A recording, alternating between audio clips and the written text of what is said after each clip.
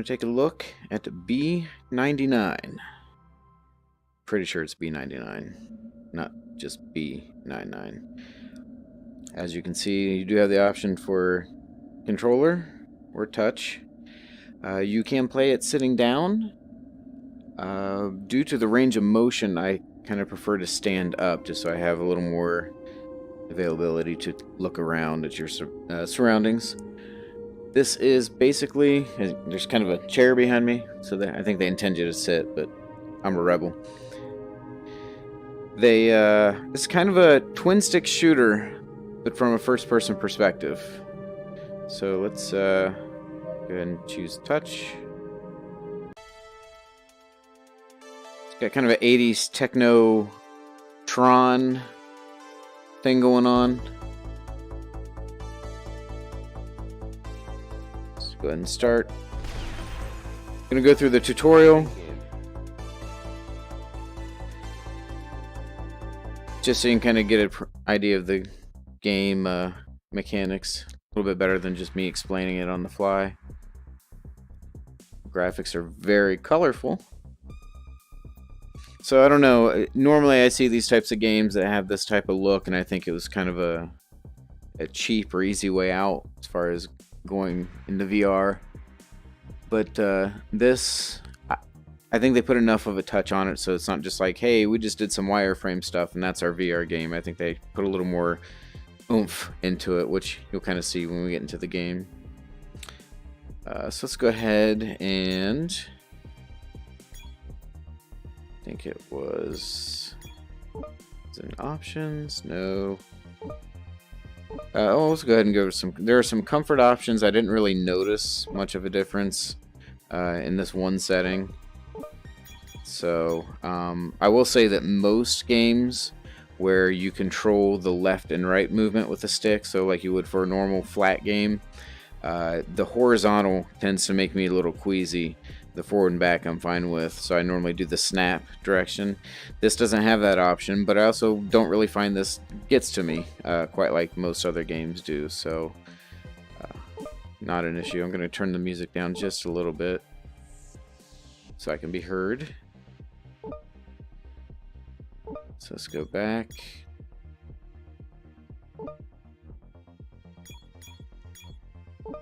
Yeah, that's what we wanted. Let's go through the tutorial here. It's not too long. It's maybe a little too in-depth, but the main game ends up being kind of a roguelike or dungeon crawler. You get one life, get as far as you can. Welcome to the basic operations tutorial for navigating the B99. Stephen Hawking Use narrates. the left thumbstick to move your avatar forward or backward, left or right. Use the right thumbstick to rotate your avatar. And this is the part that move in the direction you are facing. Press select or back on your gamepad to recenter your view at any time. Doors unlocked. Please proceed to the next room. I got it, Steven. So the comfort level thing that I told you I couldn't really tell before, I just figured that one out. If I look to the left or right, you'll see that it kind of closes in on the sides. At least it does for me. I'm assuming it does on the video as well. So I think that's a way to kind of help with that side to side. But this is usually what gets me in VR games. But for this game, it's kind of fun.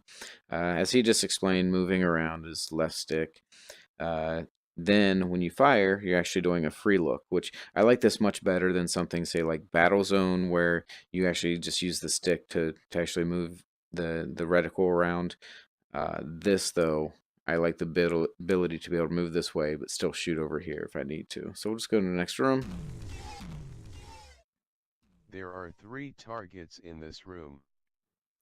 Aim the reticle with your right hand and press the right trigger to fire. Destroy the targets and I will unlock the doors. They do the whole tutorial in that voice. I kind of like that. It's like the idea that they just kind of wrote it and put it in some translation program. Good. Doors unlocked. And let it go. Proceed to the next room.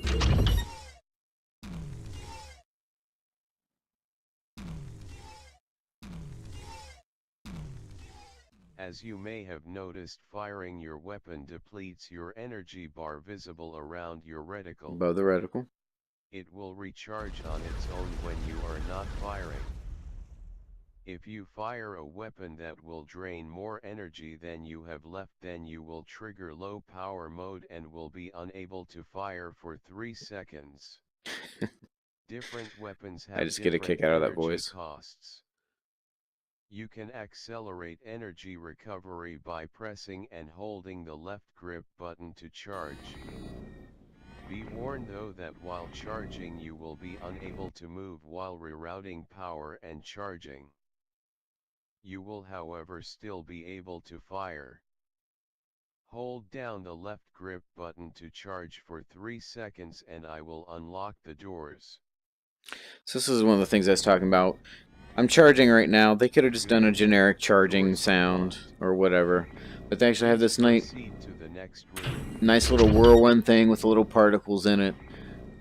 Just had a little extra step. And even like with the walls, they could have just done straight up wires.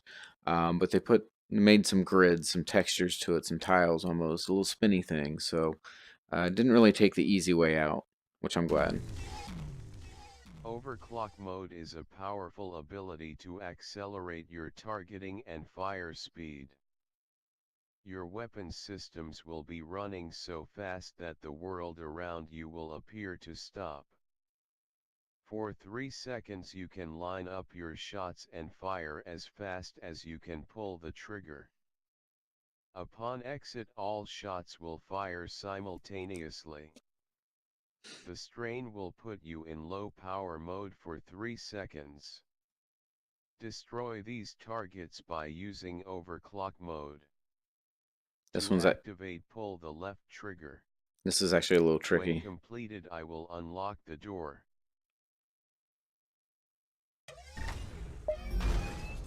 Try again. Yeah. You gotta wait for... Try again. I keep doing it at the wrong time. I had this problem last time too. Try again. Nope. I'm doing it too soon. Try again.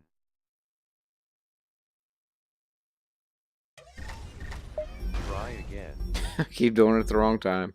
I'll get it. Try again. Try again.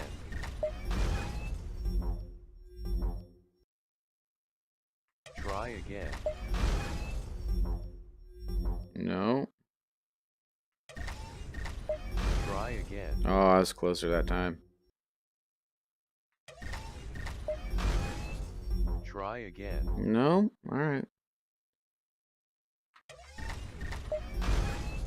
Try again. Still not getting it. Try again.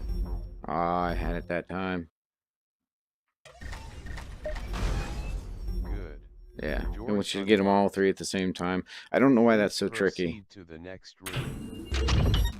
It says you can do it for 3 seconds, but they definitely don't give you 3 full seconds. Let's try destroying some enemies. When entering a room, the AI will send counter-intrusion programs through spawn gates. The doors will lock and will not open again until the enemy wave is completed. Enemies are all different shapes and sizes. I haven't learned what they all do yet. Oh. There's probably a couple over here. Some fly, some roll at you, some just kind of glide.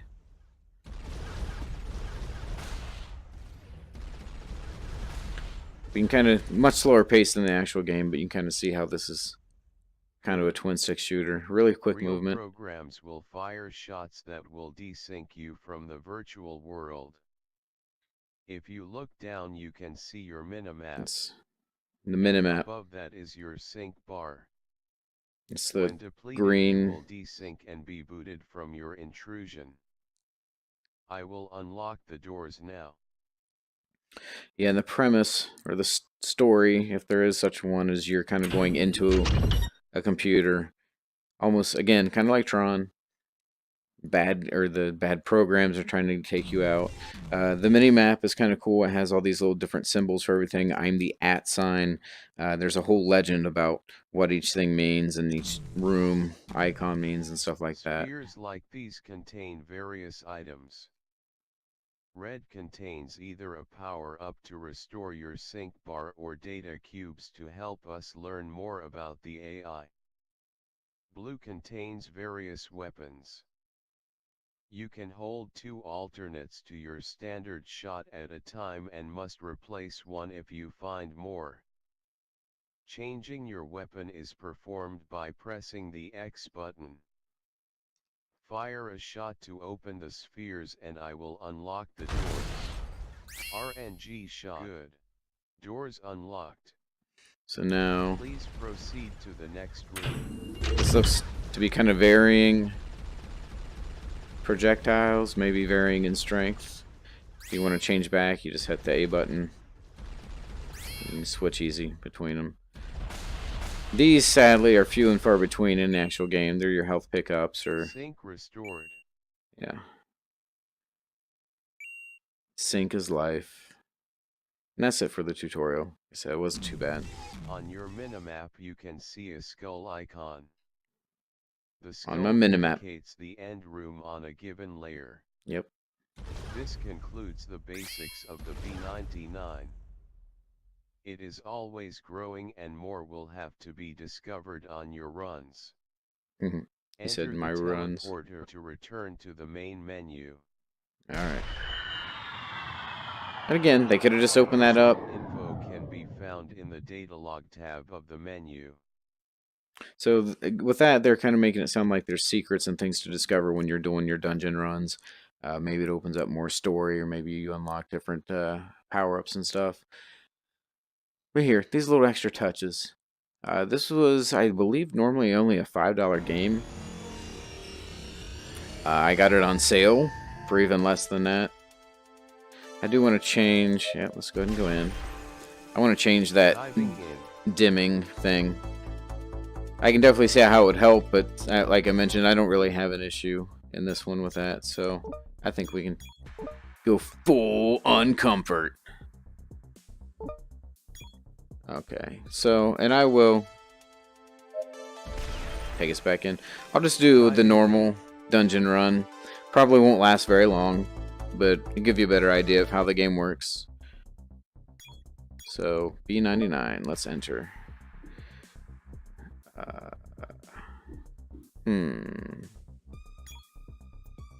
Oh, okay. Here's our different modes.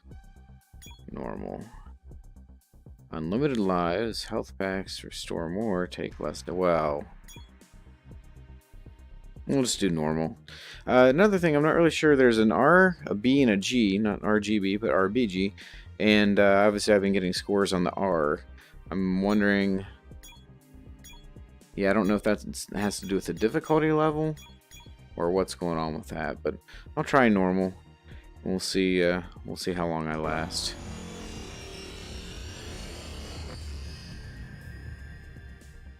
But I really like this. There's not a lot to it. There's obviously not a lot of a story or anything.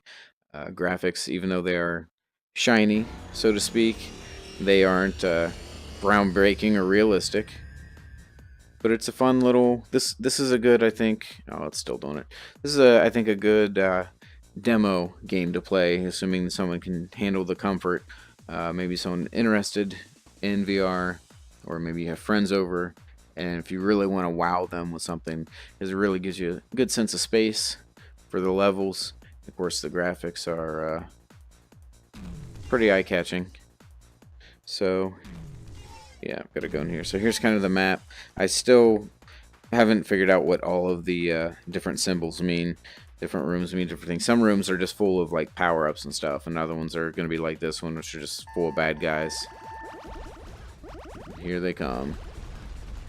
You kind of have to keep moving. As you just saw, you kind of have to lead your shots if you actually want to hit something. And for the most part, if it moves, shoot it. And some of the things that don't move, shoot those too. So there's one of the little flyer guys. There's some little things that kind of skid across the floor. They look like Roombas. They're really fast. There's one. There's kind of big tanks. Like that one. Right on cue. Thanks, guys. Making me look good. I've already taken a couple shots. I'm almost desynced. Again, kind of playing on a being in a computer type thing. I think I was supposed to shoot that up. Oh, it sounds like I might be supposed to shoot that. Or maybe it's shielded. Kill that thing.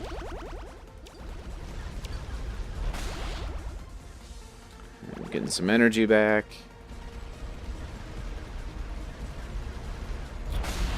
He's a little tougher. Yeah. Oh. Roomba. Okay, got rid of him. First time I played, I kept running into some of the enemies because they looked sort of like they should have been power-ups, but turns out only... I like that little effect when you get hit, but I don't like to get hit. But turns out the only power-ups are in those red and blue orbs that was in the tutorial. If you're not into dance music, I would definitely suggest you turn the music off, because that is what this game has. It does fit the style, I think. So it works well for what it's trying to be. Oh, that's opened up now. Maybe. I don't think I'm actually hitting that. I'd maybe like to have a backup, kind of a smart bomb type weapon or something. You know, obviously limited use or something like that. Just something that can kind of get you out of a jam, because this is still the very first room. I haven't even cleared the first room yet, and it's not entirely easy. Now, I will say I'm not the greatest at this game by any means. I've probably put about 45 minutes to an hour into it, but this is still the very first level of the very first room. I'm guessing here, but I think I'm just supposed to keep killing things that spawn until that opens up.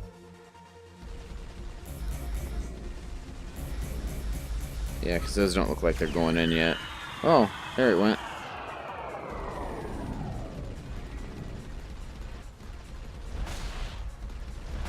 So you can charge and shoot like in the tutorial said, but you still will drain faster than what you gain back, but it does give you some time to kind of have unlimited, or nearly unlimited ammo.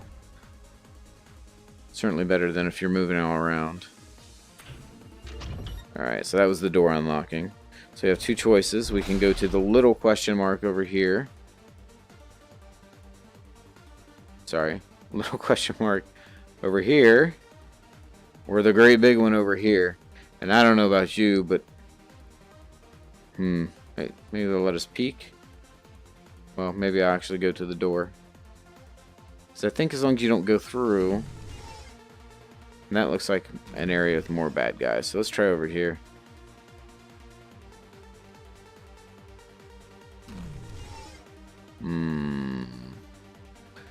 Well, I'm gonna say...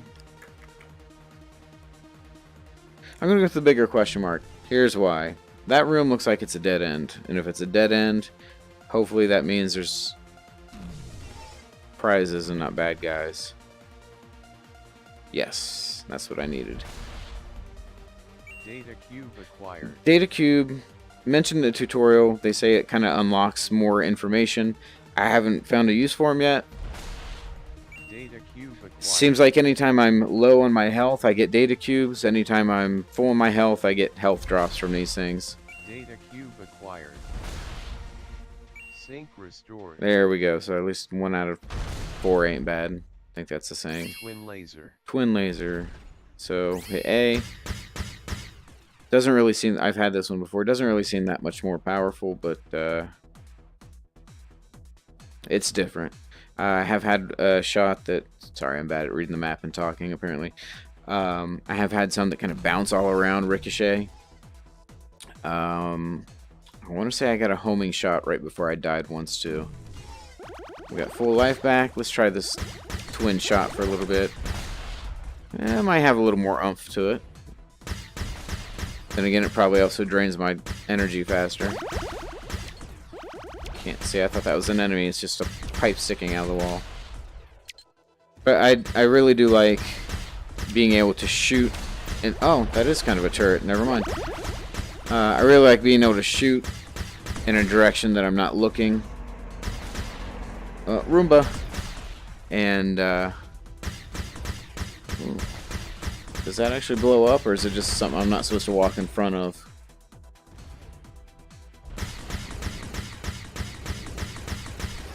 I got hit too many times. But you get the idea. You just keep going, going, and going. When you collect those data pads... Diving in. It's supposed to go to this data log, which you have... Oh, here we go. Here's the map legend, all the different things you can see. Emails, you have emails. That's the only email I actually have, though, that I've seen.